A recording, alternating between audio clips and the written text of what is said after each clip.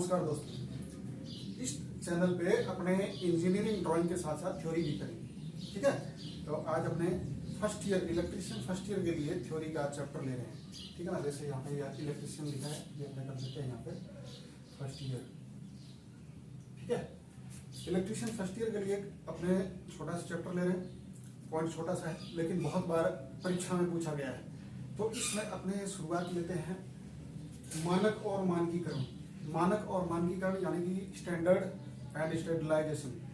अब अपने कहने का मतलब ये हुआ कि हम कोई भी वस्तु बाजार से लेना चाहें तो वो मानकीकरण के आधार पे लें तो ज़्यादा बेटर होती है। कारण अब इसका एक छोटा सा उदाहरण अपने देखते हैं कि अपने किसी मान लीजिए छोटा सा है कि जूता खरीदने गए किसी दुकान पे। अब लोकल ब्रांडिंग का जूता है, हम उस जूते का मोल भाव कर रहे हैं, अगला भी मोल भाव कर रहा है, दुकानदार भी कर रहा है, बार्गेनिंग चल रही है। अब आप उसमें कह रहे हैं कि इसमें गारंटी कितनी देंगे या वारंटी कितनी देंगे या क्या है, ऐसे वैसे है। 500 रुपये मांग रहा है तो हम उसको 300 रुपये तक लेके आने की चेष्टा करते हैं। कारण ये कि वो आपकी रजिस्टर्ड नहीं है। ठीक है, रजिस्टर्ड नहीं है, उस पर ट्रेडमार्क नहीं है, वो कहीं से भी सर्टिफाइड कंपनी नहीं है, इसलिए हम उस पर इतनी बार्गेनिंग कर लेते हैं। वही अब हम शोरूम में चलते हैं बढ़िया कंपनी के जूतों में। एडिडास का लेने गए आप, एडिडास के लिए सीधे सीधे वहां पे लिखा हुआ है फलाने आर्टिकल नंबर है और ये इसका दाम है 7,000 रुपये। तो आप चुपचाप कहते हो कि भाई इसमें छूट आ रही है क्या कोई, तो वो बोल देता है 5% या 10% या कुछ भी नहीं, ये जो भी है। तो आप चुपचाप उसको पैसे पकड़ाते हो और चले आते हो, क्योंकि आपको वो एक रिसिप्ट देता है, उस रिसिप्ट पे उसकी गारंटी वारंटी जो भी कंपनी प्रोवाइड करवा रही है वो दी जाती है। प्लस आपका इसमें क्या हुआ, एक तो अपने लोकल दुकान पे गए, वहां पे खूब बार्गेनिंग की, 15-20 मिनट आधे घंटे लगा दिया आपने उस जूते को खरीदने के लिए।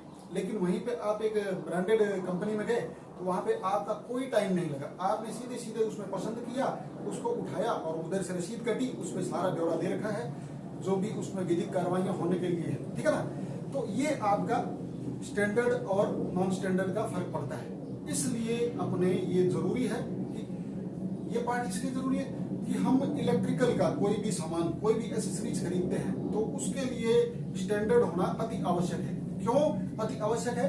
इसका कारण यह है कि अपने ISI मार्क की कोई वस्तु लेते हैं तो उसका एक कैश मीमो मिलता है जिसके ऊपर उसकी सारी की सारी विधि संगत बातें लिखी जाती है।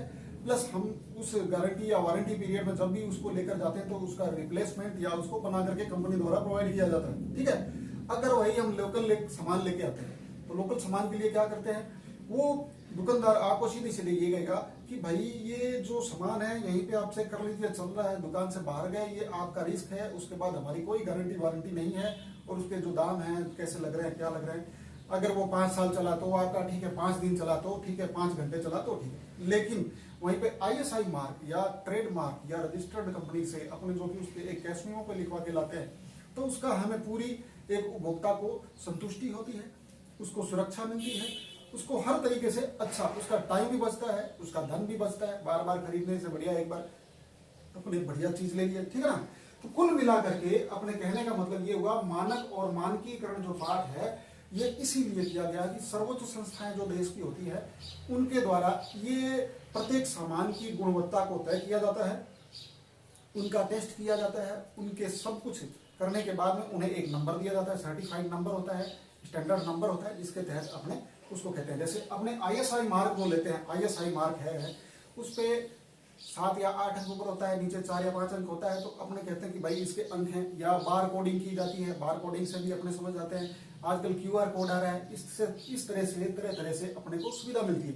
तो कहने का तात्पर्य ये हुआ कि स्टैंडर्ड और स्टैंडर्डाइजेशन इसलिए अति आवश्यक है कि अपने उसमें सब कुछ की बचत होती है और अपने को एक सुरक्षा प्रदान होती है। ठीक है, अब आगे इसमें देखते हैं कि कुछ देशों द्वारा जो स्टैंडर्ड रूप से अपनाई जाने वाली वहाँ की सर्वोच्च मानक संस्थाएं हैं उनके बारे में। जैसे BIS जो है, ब्यूरो ऑफ इंडियन स्टैंडर्ड, ये अपने इंडिया की संस्था है। ये ISI जो है इनके द्वारा इनकी एक नियमावली बनाई गई है जिसके तहत अपने ये क्या करते हैं कि किसी भी सामान का उसका चेकअप करके फिर उसको एक नंबर, सर्टिफाइड नंबर दे दिया जाता है ताकि वो अपने को पता पड़े, हम जब भी लेने जाएं तो ISI मार्क है एकदम ओके है, ये सर्टिफाइड होगा। अगर तो इसमें कोई भी गड़बड़ी आती है, कोई भी दुर्घटना घटती है इससे तो हमें क्लेम मिलेगा। ठीक है ना, क्लेम करेंगे तो वो क्लेम का कंपनसेशन मिल जाता है। अगर वो ISI नहीं है तो उसमें कोई अपने को सिक्योरिटी नहीं मिलती। इसी तरीके से ISO है, अंतर्राष्ट्रीय मानक संगठन है, ये है इंटरनेशनल स्टैंडर्ड ऑर्गेनाइजेशन, यानी कि ये सभी देशों का मिलाकर के बनाया गया है। ISO नंबर जिसे अपने कहते हैं कि ISO, ठीक है। JIS है, ये जापान का व्यावसायिक मानक संगठन है। इसी प्रकार से BIS है, ब्रिटिश स्टैंडर्ड संस्था है। इसी प्रकार से डिम्स है, इंस्टीट्यूट इंडस्ट्रीज नॉर्मन जर्मनी का है। गोस्ट है जो रूस की है, और ASA यानी कि अमेरिकन स्टैंडर्ड एसोसिएशन। ये यहाँ पे लिखने का ये कारण है कि आपके फर्स्ट ईयर वालों के ऑप्शनल में ये कई बार क्वेश्चन आ जाता है कि ये फलानी संस्था कहाँ की है, या वहां की संस्था जो है रूस की निम्न में से कौन सी संस्था है। तो ये बहुत जरूरी है। ये एक क्वेश्चन में भी आ सकता है, यानी 3 नंबर का तो क्वेश्चन बन ही सकता है, या 1 नंबर में आया तो 1 नंबर का बन सकता है। कुल मिलाकर के ये क्वेश्चन कई बार रिपीट हुए हैं इनमें से, इसलिए मैंने इनमें जो इंपॉर्टेंट है उनको यहाँ पे लिखा है पहले से। लिखा पहले से क्यों है? क्योंकि अपने समय की बचत करने के लिए, ठीक है ना। आपके सामने अगर तो पूरी बातें सीधे सीधे लिखे तो अपने 5 मिनट इधर लिखने में जाएगा, 5 मिनट इधर लिखने में जाएगा, 10 मिनट हमारा ऐसे ही चला जाएगा। और आप लोग समझदार हैं कि ये समझ सकते हैं कि वीडियो बनाने में कितना टाइम लगता है और कितना वो बड़ी हो जाती है फाइल, है ना। अब जो मानक और मानकीकरण की ये जो संस्थाएं हैं, इनका लाभ क्या होता है, जैसा कि मैंने अभी थोड़ी शॉर्टली बताया था, उसका लाभ क्या होता है। तो इसमें निर्माता को ये लाभ होता है कि निर्माता, पहला लाभ निर्माता को, मैन्युफैक्चरर को हो जाता है कि उसने ये हो गया कि भाई उसने एक इसका नंबर ले लिया तो इसका माल जो है मार्केट के अंदर बहुत ही आसानी से बिक जाता है, क्योंकि अपने दिमाग में रहता है कि स्टैंडर्ड का सामान लेना है और उसमें ISI या ट्रेडमार्क या रजिस्टर्ड है तो वो अपने ले सकते हैं, उसमें कोई भी अपने को दिक्कत नहीं होगी। कल को कोई दिक्कत आती है तो वो उसका रिप्लेसमेंट या उसमें बना करके दिया जाना जो भी है कंपनी प्रोवाइड करे वो मिल जाता है अपने को, ठीक है। तो निर्माता को ये होता है कि भाई वो निर्माता उसको बना करके बेचता है मार्केट में, उसका भी माल जल्दी से जल्दी खपत में चला जाता है, यानी कि अच्छी तरीके से उड़ जाता है। वही एक लोकल माल को बेचने में और एक स्टैंडर्ड के माल को बेचने में बहुत फर्क पड़ता है, ठीक है। दूसरा, उपभोक्ता को क्या फायदा होता है। उपभोक्ता दुकान पे गया, सीधे सीधे ISI या BIS का मार्क जो होगा या ISO सर्टिफाइड मार्क होगा उसको उठाया और उसकी रसीद कटवाई और अपने घर पे आ गया, यानी वहां पे उसको बार्गेनिंग नहीं करनी पड़ी, उसका समय बचा, उसका धन भी बचा। धन कैसे बचा? अगर उसमें कोई दिक्कत आती है तो वो उसको लेके जाता है तो उसके बदले में रिप्लेस करवाता है, या फिर कोई उसमें जो भी टूट फूट है हुई हो कंपनी के द्वारा वो उसको सही करवाता है, तो उसमें उसका बार बार पैसा नहीं लगता, ठीक है। इसी तरीके से संगठित ग्राहक यानी कि जैसे अपने एजेंसी वाले हैं, इन सब के लिए तो इनमें क्या होगा, श्रम धन समय की बचत होती है और निःशुल्क प्रतिस्थापन हो जाता है, यानी कि अपने कंपनी को फोन कर देते हैं तो कंपनी सीधे सीधे अपने खुद के खर्चे पर उनके एजेंसी तक भिजवा देती है। आप लोगों को मालूम ही होगा कि जैसे दुकानदारों के पास में दिन भर आते रहते हैं एजेंट की, आपको क्या चाहिए, आपको क्या चाहिए, आपको क्या चाहिए, इतने डब्बे ये मंगवा देता हूँ, तो उनको वो जो भेजते हैं अपने द्वारा, तो वो कैसे भेजते हैं, अपनी गाड़ी के थ्रू भेजते हैं। जैसे आप लोग फ्लिपकार्ट या अमेजन पे शॉपिंग करते होंगे तो उसमें फ्री डिलीवरी लिखा होता है। अगर एक चीज अपने बेंगलुरु से मंगाए तो कितने पैसे लग जाते हैं, लेकिन वहीं पे वो आ जाता है, निःशुल्क में आता है। नहीं तो कई बार आप देखते हैं 60-70 रुपए भी लगते हैं उसके अलग से। तो वो सारी चीजें कहने का मतलब ये एग्जाम्पल। तो उसी तरीके से संगठित ग्राहकों को उनकी सभी तरह से सीधे सीधे फोन पे बात की, हाँ भाई मेरे को इतना माल भेज दीजिए, तो वो कंपनी वाले सीधे सीधे उनके वहां पे घर पे दुकान पे बेच देते हैं, ठीक है ना। निर्यातकों को, यानी जो एक्सपोर्ट इंपोर्ट का काम कर रहे हैं, उनको क्या है, बिना निरीक्षण लदान और सुविधापूर्ण समापन। बिना निरीक्षण लदान यानी कि अगर मैं कोई अपना एक्सपोर्ट माल करता हूं और ISI BIS है तो उसमें क्या होता है कि तट पर जाता है या बोदी पर जाता है, जहाँ पे बंदरगाह कहते हैं, वहां पे जो होता है वहां पे बिना निरीक्षण, यानी कि बार बार उनको लदान करने वाले जो निरीक्षण अधिकारी हैं उसको निरीक्षित नहीं करते, उनके तो सिर्फ कैस्टिंगो देखते हैं, उनकी पूरा ब्यौरा देखते हैं, कागज में मिलान करते हैं और सीधे सीधे उस माल को जान देते हैं। अब क्या होगा कि अगर वहीं पे कोई ऐसी वैसी चीज जा रही है जो कि गवर्नमेंट द्वारा रिकमेंडेड नहीं है, BIS नंबर या ISI नंबर नहीं है और उनके बिल और पे भी कोई नंबर नहीं है, तो उसका पहले उन अधिकारियों द्वारा निरीक्षण किया जाए कहीं इसमें किसी प्रकार की तस्करी तो नहीं हो रही है। तो ये सारे समय की बचत हो जाती है, ठीक है ना।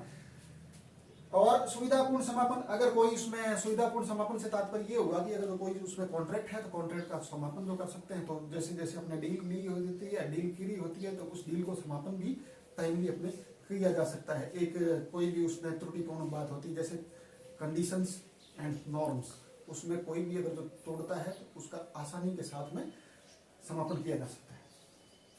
निर्यात निरीक्षण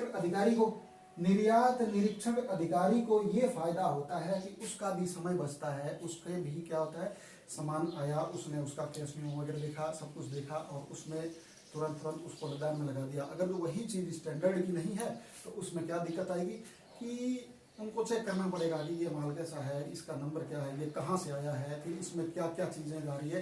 तो ये सारी चीज़ों की बचत होती है। तो कुल मिलाकर के मानक और मानकीकरण का जो सिस्टम है, इसमें आपके कंपटीशन में बनने वाले जो क्वेश्चन है वो यही क्वेश्चन बनते हैं कि ये संस्थाएं कहाँ की है, या इसको किसको लाभ होता है, क्या लाभ होता है, कैसे लाभ होता है। ठीक, अब इसमें आज अपने दूसरा पॉइंट उठा लेते हैं। दूसरा पॉइंट छोटा सा पॉइंट है, सुरक्षात्मक दृष्टि से है।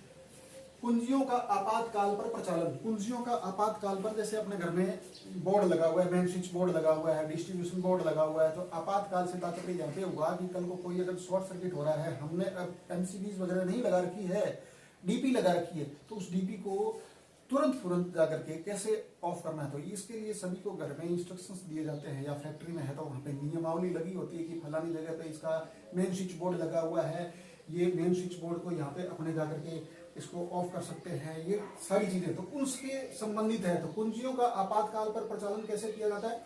सबसे पहले इसका सिस्टम तो ये बनाना पड़ेगा हमें कि एक मेन स्विच जो पीछे से आ रहा है उसके लिए सप्लाई आ रही है, वो एक मेन स्विच में जाती है, सबसे मुख्य स्विच जो होता है, ठीक है।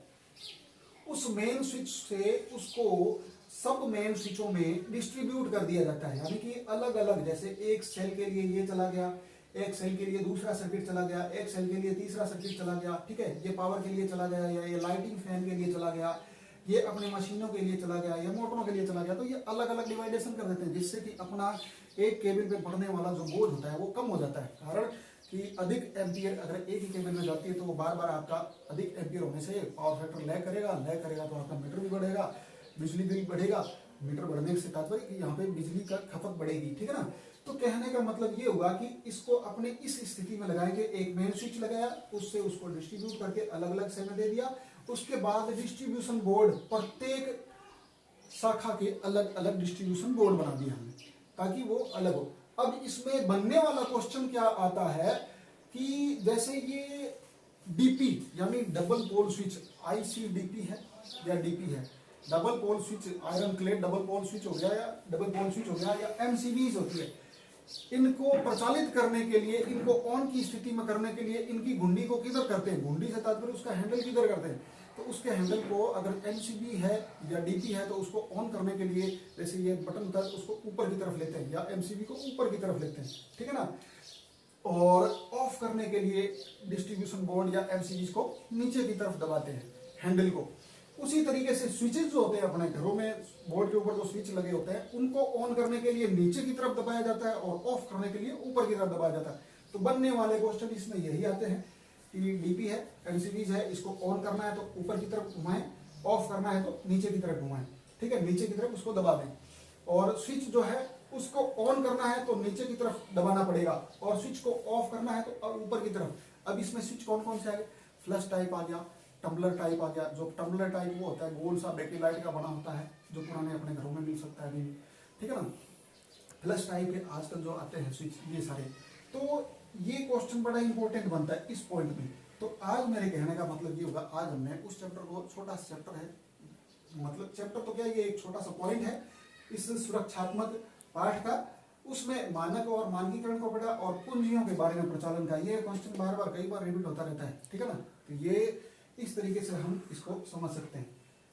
तो आज के लिए बस इतना ही, फिर अगले पाठ में हम अपने अगला पॉइंट लेके आएंगे, जैसे अग्निशामक यंत्र के बारे में ले आएंगे, सुरक्षात्मक चिन्ह के बारे में ले आएंगे, ठीक है ना। टॉपिक वाइज टॉपिक अपने चलते हैं ताकि आप लोगों को फायदा हो। तो इसमें आने वाले क्वेश्चन आंसर यही बनेंगे, ये हुए, और इनके बारे में क्या कहा जाता है अच्छी तरीके से आप इसका स्क्रीनशॉट लेकर के इसको याद कर सकते हैं, ठीक है। तो इस चैनल पे आपको इलेक्ट्रिकल थ्योरी वायरमैन के लिए भी काम में आएगी, ये सभी लोगों के लिए, जरूरी नहीं है कि आईटीआई के लिए, ये सभी लोगों के लिए काम में आएगी, ठीक है। और इंजीनियरिंग ड्राइंग, ये दोनों पढ़ाएंगे, ठीक है दोस्तों, नमस्ते।